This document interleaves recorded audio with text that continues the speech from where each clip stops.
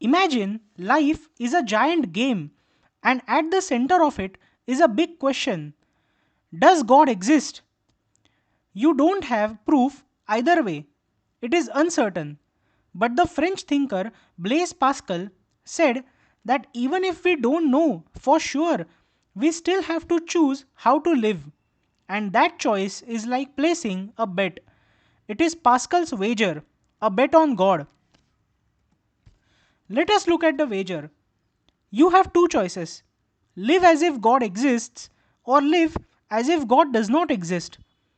And there are two possibilities: either God exists or he doesn't exist.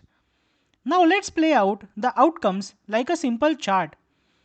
First possibility is you believe in God and God exists, and that leads to infinite reward or heaven. You believe in God and God doesn't exist. Even then, it's a very small loss, maybe loss of some pleasures. Third possibility is you don't believe in God and God exists. That is infinite loss, hell, or regret. And you don't believe in God and God doesn't exist.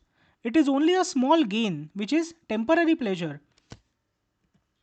What is Pascal's point?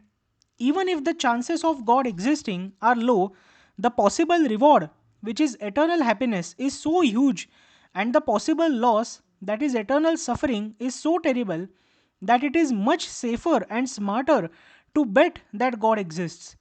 It is like this: if the prize is infinite and the risk is infinite, it is worth living as if God exists, just in case. It's a very clever argument. Pascal did not say that this proves God exists. He just said it is a practical strategy, like buying insurance for your soul. You may not be sure that there is a fire, but it is wise to install a smoke detector anyways. People have questioned it and criticized it over the years. Which God are you betting on? They asked. What if it is not the Christian God but some other God? Also, is belief real if it is just a bet?